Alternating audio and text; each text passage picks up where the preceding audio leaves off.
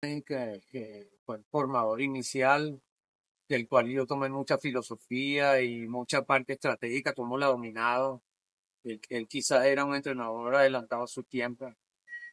No teníamos internet, ni contábamos con redes, ni nada de eso. Claro, Él mandaba a traducir revistas en inglés al español, y entonces uno era un chamito, pero claro, si a uno le interesaba mucho, de ahí iba a aprender más. Todavía en secuencia fotográfica de los golpes, entonces yo me ponía en mi casa, eso me ayudó claro. muchísimo a avanzar rápidamente y alcanzar, como te digo, a lo que teníamos más adelante. Entonces, este curso, basándome mucho en la experiencia vivida y las experiencias observadas también, porque yo en Corea vi cómo le metían una patada a una de las jugadoras de la selección nacional, quizás porque estaba distraída en un discurso inicial que a veces se da en los entrenamientos. Y bueno, yo no quisiera ser un entrenador de ese tipo. Claro. Yo no quisiera ser un entrenador de baloncesto que lo que hace es gritarle y a veces hasta ofende a los jugadores. Yo entiendo que a veces hay que impactarlo con una palabra fuerte, pero no hacerle algo en detrimento que lo que van a entrar a la cancha recordándose que lo insultaron, que le dieron 5 cosas negativas, que de aquí no estás metiendo, porque lo que se va a acordar que la raya 3 tú no estás metiendo. Eso es los primer pensamientos que va a tener cada vez que él levante una mano y vaya a intentar lanzar o le pase para que él haga el disparo. Y yo pienso que en eso va a ser el curso también para un mayor entendimiento con los niños, pues son bien pequeñitos para entender tantas cosas complicadas que se presentan en este deporte, que bueno, dicen que según la NASA es uno de los más complejos. Yo creo que sí debe ser porque hay que resolver muchas cosas en un espacio tan reducido, en un tiempo tan reducido. O sea, los pensamientos son cambiantes, los ángulos de la mano, la raqueta adelante, los impactos de la pelota, o sea, son demasiadas cosas juntas y más las rotaciones de la. Claro, porque en la información está un encodificador, un decodificador y un canal. Lo que tú estás manifestando es que el canal, si es a través del amor del lenguaje positivo, va a llegar a ese decodificador que sería el alumno. Sé para qué hacerlo con mensajes negativos si lo puedes hacer con mensajes positivos. Si lo importante es que llegue el mensaje. Exacto, y también maneje mucho la bidireccionalidad. Lo que yo le diga, tenga derecho el atleta en manejar esta bidirección, porque a veces me gustaba a mí como jugador hablar con el entrenador. O sea, que Ok, está sintiendo el impacto, que está sintiendo el efecto del jugador, qué me está resultando, qué me siento yo más cómodo. Porque a veces el entrenador da unas instrucciones y yo creo que si hay la comunicación, entonces eso también ayuda a resolver el juego del contrario, a resolver tu propio juego. Y eso de hablar, bueno, hablar con amor, ok, en cierta parte, si hay que hablar siempre con algunas palabras que enganchen, otras que impacten, porque yo entiendo que existe mucho coach mental, pero a veces el coach mental no tiene la experiencia vivida dentro del deporte. Y en estos días, bueno, casualmente el tío vi una entrevista y le preguntaban al tío de Tony, a Tony Nadal, que si con actitud uno podía lograr todo, y él decía, no, con actitud no se logra todo. Una parte de lo que tú tienes que intentar alcanzar en un juego y durante muchos juegos, porque un torneo son muchísimos juegos. claro. Y Tenis de Mesa tiene la Particularidad. particularidad que son dos tandas. En mi época jugábamos en la mañana, en la tarde y en la noche. O sea que tenemos que tener una capacidad, una actitud de respuesta durante mucho tiempo. Por equipo internacional o hasta nacionalmente. Yo participé en por equipos que duraban 4 horas y media. Tuviera que estar sentado ahí animando, ganando, perdiendo, sufriendo situaciones que a veces eran favorables, a veces eran desfavorables, que es lo complicado de este deporte. Claro. Pues tú ganas dos, pierdes tres, ganas uno, entonces hay un proceso de ganar, perder, que es el que uno tiene que enseñarle al niño a solventar, pues. Y es difícil esa parte más aún en el deporte. Claro, yo creo que te ayudó mucho también al haber estudiado en el pedagógico de Caracas. El ser docente es distinto al ser solamente un entrenador o a ser un atleta que es sparring, porque hay varios niveles. Una cosa es ser atleta, otra cosa es ser sparring, otra cosa es ser instructor, otra cosa es entrenador y otra cosa es ser G-Pro. Pero hay etapas que se tienen que ir quemando. Al tú haber sido atleta, haber sido entrenador, haber sido docente y especializarte, por supuesto te da un background distinto a lo que tradicionalmente vemos. Y por eso, al haber estado no solamente como entrenador en el Liceo de Talento Deportivo, sino también fuiste entrenador del Pedagógico de Caracas, en donde te jubilaron hace poco. Felicitaciones por eso. Yo pasé por ahí que fuimos a unos juvines. Y también fuiste entrenador de la selección nacional. ¿Cuándo comienzas a ser entrenador de la selección nacional de Venezuela, que tuviste a Henry Mujica, nuestro amigo del Liceo de Talento Deportivo? Estuviste con Fabiola Ramos, 5 veces fue a las Olimpiadas. Coméntame un poco de eso. Bueno, primero la parte de los estudios. Ajá. El estudio te ayuda muchísimo porque la preparación es permanente, Ok. continua. Tuve la suerte de contar en trabajo con entrenadores y profesores de altísimo nivel, como el profesor Paco Dien y ahí sí, que le decían el padre de la biomecánica aquí en Venezuela. Se me han escapado muchos nombres, pero yo de ellos tomé mucha formación desde el punto de vista profesional en el deporte, pero también en aquella asignatura, por ejemplo, aprendizaje motor, que te enseña a delimitar cómo tú vas a enseñar una acción. Ok. Biomecánica, cómo vas a observar una acción. Pero también el aprendizaje motor, pues la gente dice, bueno, mueve el brazo, entonces la gente no sabe si es el codo, Claro. si es el hombro, si es la mano. Cuando uno detalla exactamente, y no es todavía aquí, que todo Sí, está en veloz, pronación, supinación, todo es claro. exacto, pero Pues son muchos ángulos, Miguel. con mucha respuesta corporal en distintos lugares, las piernas más anguladas, menos anguladas, o sea, totalmente una locura. Cuando alguien entra al tenis, Pero es sabroso, es sabroso. sí, es buenísimo. Cuando alguien entra, bueno, no saben qué mundo se mete. Claro, Cuando alguien claro. entra aquí. Es como el túnel de ese de Alicia en el País de la Maravilla o la pastilla roja y blanca Sí, roja y azul de Matrix. exacto. Y claro, como el futuro siempre es tan incierto, Mm, la ansiedad juega un papel Claro. difícil. Y entonces, una de las partes que yo creo, ¿no? Ha sido mi éxito y me he convertido en un experto en esa situación. Difícil de competencia, de precompetencia, la noche anterior, los momentos antes del juego y durante el juego. Y bueno, ya yéndonos hacia la parte de los equipos nacionales, en el año 89 tuve mi primera experiencia como entrenador de selección de adultos, Ok. de mayores. Y había tenido varios años con equipos de menores donde Venezuela siempre obtenía muchísimos logros interesantes. O sea, el podio, siempre Venezuela estaba en los primeros lugares.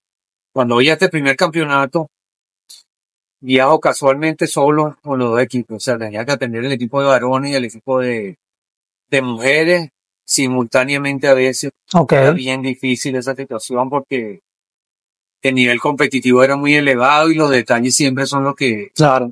los que uno puede diferenciar un momento de otro y bueno, claro que algunos detalles se me perdían, Sí, porque todos los alumnos requieren tu atención. todo exacto. Y entonces yo pienso que no es que sea indispensable, pero ellos saben, los atletas cuando están conmigo, que dependen mucho de mi ayuda, de mi apoyo, no solamente en la parte De de competencia. enseñar la Mm, estrategia, sino Como persona. el apoyo personal, porque me gusta mucho que sientan que yo estoy vibrando más o menos con una energía similar a su estado de nervio, a su estado de presión, que lo pueda entender lo mejor posible. Creo que eso es una de las cosas que yo he logrado entender mejor, porque hay entrenadores que uno observa, no es de jugar a los entrenadores, que yo soy el mejor y ellos no son los mejores, pero se presentan situaciones que uno de afuera ve que no están conectados. Pero es precisamente por eso que te había comentado anteriormente, al haber sido atleta, entrenador y profesor, viviste esas etapas. Entonces sabes a qué sabes. Entonces puedes decirle, mira, yo viví por esto, de repente la alternativa es esta. Y ya el alumno tomará la decisión porque es como tú dices, el feedback.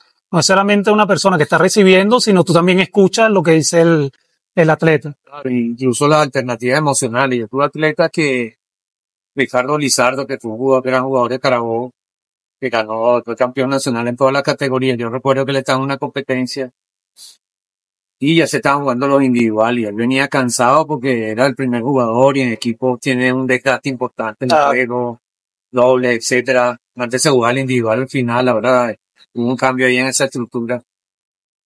Y entonces yo lo veía a él como apagado. Entonces yo le digo, gente, Ricardo, vamos a ver estos juegos. Entonces ya estaban jugando como los cuartos de final y ya había pasado semifinal. Ok, Y los partidos estaban interesantes. Yo había hecho un curso casualmente de programación neurolingüística que a veces la gente dice, ay, eso es PNL, eso es algo claro, nuevo. O sea, hace 20 y pico de años yo estaba en un curso de eso y hubo muchas cuestiones que me engancharon.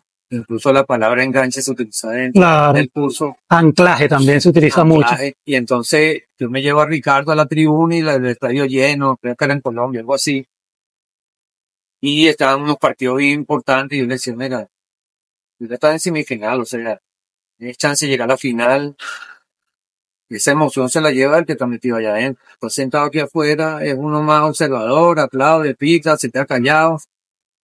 Y a una edad bastante pequeña, que es interesante también hasta estudiar la parte de psicología que nos llevan nosotros en el pedagógico, de psicología evolutiva, psicología del deporte.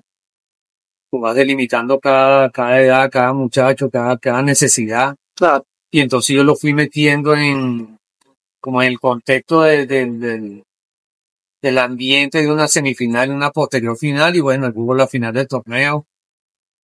Se presentó una situación difícil de reglamento y perdió, pero él quedó contento, Ok, a pesar de haber perdido la final. Y bueno, ahí en ese primer campeonato que estaba mencionando, que me enviaron solo, ahí estaba Fabiola. Fabiola alcanzó su primera final en atleta como adulto. ok. Yo no lo sabía, lo supe a los años que él me lo dijo. No, Miguel, yo llegué a una final de adulto por primera vez, fue contigo como entrenador. Y ya incluso niños, Henry Mujica, que le decíamos niños. Por cierto, Henry Mojica es el dueño de Exacto. Miami Table Tennis. Un saludo a Henry y a su academia allá en Miami. Miami te digo el tenis. Miami te digo el tenis, que es su academia allá Ujú. en Doran. Y bueno, el orgullo es grande porque Claro, es una persona que fue uno, para mí, está entre los mejores jugadores de toda la historia de Venezuela. Fue un atleta que nació en la escuela de talento deportivo. Y bueno, fue campeón bolivariano, subcampeón sudamericano, campeón en muchos eventos a nivel de equipo del área de los juegos que se hacen en el ciclo olímpico. Y bueno, ahora es una buena persona, que es lo que siempre yo intenté hacer con el liceo, que incluso cuando me dan las riendas del liceo junto con Pedro Aguilar, mi meta era que todo el mundo, bueno, conociera un deporte, jugara con un alto nivel, si Ujú. alcanzaba alguna selección, bueno, claro. eso era interesante e importante, pero lo de las buenas personas es lo que siempre me llamó la atención, que fueran útiles a la sociedad, que es lo más difícil quizás para un entrenador comunicar y que lo logre. Yo veo muchos alumnos míos regados por todos lados, ahora que están fuera del país, que incluso me ayudaron en una situación difícil, que fue un ataque cardíaco que tuve hace casi 3 años, se llama cumplir en enero, donde hubo una recaudación de parte de la familia de mi esposa y familia, pero el fuerte fue un GoFundMe que abrió Henry Niño. Y bueno, ahí desfilaron todos dándome el dinero y los mensajes de aliento fueron importantes para mí. Yo pensé que quizás esa fue una especie La cosecha de los sembrados. sí, una especie de reconocimiento a Mm, los hechos. claro. Y siempre le dice mi esposa, me decía, no, yo sabía que a ti te querían mucho, pero esto me desbordó a mí. Por eso también es importante este tipo de podcast y las entrevistas, porque tú no manejas redes sociales, pero hay muchas cosas que tú has hecho como atleta, como entrenador, como profesor y también como persona. Ya pasamos la parte de atleta, la de entrenador y la de profesor. Cuéntame, Miguel, cómo conoce a Lice, que es su esposa, donde tiene a su hija Natalie y a su hijo Miguel Gustavo. Bueno, yo la conozco, ya yo jugaba en la Universidad Central y yo recuerdo clarito el día que ella llegó al gimnasio. Ujú. De hecho, yo digo, yo me enamoré de que te vi. Entonces ella se ríe y le da pena. Y bueno, es una cuestión que entre las bromas que nos hacemos a diario, estamos solos porque los hijos de nosotros están fuera del país. Ok. Entonces, bueno, eso fue un proceso, jugar 3C porque fuimos 3 veces novios. Ujú. El último C lo gané y bueno, Lo ganaron los dos. dice conmigo. Casualmente jugamos dobles mixtos en esos campeonatos nacionales del año 80 que yo logré el campeonato individual, Ok. logré el campeonato de equipo y la otra medalla de oro fue con Lisset jugando dobles mixtos. No éramos novios, Ujú. estábamos pendientes. Entonces, resulta que ya llegamos de los juegos y al poco tiempo nos hicimos novios, pero creo que el deporte jugó como pieza importante para conocernos mejor, porque yo como atleta pienso que siempre fui un buen compañero, siempre me gustó apoyar a todo el mundo. Lo aprendí también porque yo fui un jugador que fui banca en el Distrito Federal, después fui jugador, el primer jugador en equipo. En selección nacional fui banca también, como todo, pero nunca me cansé de apoyar a los demás y bueno, ese compañerismo con Lice, bueno, nos llevó a ser buenos amigos. Después del noviazgo, bueno, tuvimos 8 años de novio. Después tenemos 35 años de casados, o sea, tenemos más de 40 años juntos. Y el Gustavo Mentero, después un nacional de tenis de mesa, Ujú. campeón que está embarazada de Lice. ¿Qué edad tiene ahorita Miguel? Ahorita Miguel Gustavo tiene 31, acaba de cumplir 32. Ok. ¿Y Natalie? Y Natalie cumplió 30 el mes pasado. Ah, Gustavo acaba de cumplir el 2 de diciembre, perdón. 2 de diciembre. Ujú. Y bueno, creo que la vida siempre le da como una satisfacción distinta. O sea, el haber sido novio del Licey y después esposo es una satisfacción increíble, pero nacen los hijos de uno y uno parece como si la vida comenzara cuando uno tiene hijos. O sea, como si se borrara lo anterior. Era algo bastante extraño, pero Ok.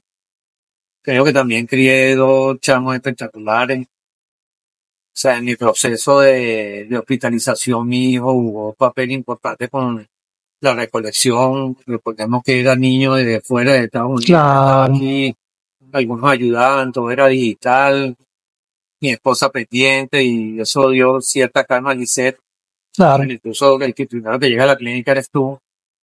Y Lisette se tranquilizó porque a mí me hacen un cateterismo de 3 horas y tanta duración y termina casi a las 11 y pico de la noche, medianoche, y es cuando ella te ve. Tú la acompañaste, que sí te lo voy a agradecer. No, claro, no es para menos. Bueno, después fueron desfilando mucho en la visita ya que tenía que ser restringida porque Claro, era un impacto al corazón y bueno, tenía que tener cuidado, pero de verdad que yo siempre me sentí bien. Creo que mi corazón es bueno y por eso resiste un ataque tan severo como ese, como otros ataques en la vida que uno recibe que son duros, pero bueno, yo trato de ser siempre el mismo. A lo mejor no lo soy y eso me lo dirán las demás personas, pero es parte de la compañía que he tenido con Lice, que ella siempre llora a veces cuando habla de mí. Este, con todo lo que me pasó, estamos muy atentos a todo. Bueno, ella es la que está pendiente de mi comida, cuidarme la dieta estricta que me deja esta condición ahora. Claro, puedo comer algunas cosas libremente, pero con cierta moderación. Trato de descansar mucho más ahora, que eso sería algo de los hábitos que siempre he cuidado, que no he descansado. El entrenador casi siempre cree que no debe descansar porque siempre está planificando, siempre está pensando, siempre está resolviendo durante un juego. Y volviendo a eso, de entrenador, que bueno, dice, siempre me ayuda con muchas ideas. Volviendo a eso de entrenador, este, pienso que uno siempre se tiene que estar programado. Entonces, esa programación neurolingüística es válida para uno. Muchas veces me ha tocado viajar, como estábamos conversando ahorita, y yo recibo la presión de llevar un equipo, claro, pero a veces tú recibes la presión de una organización. claro. Y más allá de la organización de un país, si tú estás en un evento centroamericano del Caribe de juegos deportivos, donde tú tienes que entregarle los resultados a una gerencia que se encuentra en el país donde te ubican. Claro, Y siempre intenté programarme de esa manera. Bueno, me iba a un sitio solo. Los últimos juegos que yo fui fueron, por decirte un ejemplo, los Juegos Deportivos Bolivarianos en Colombia.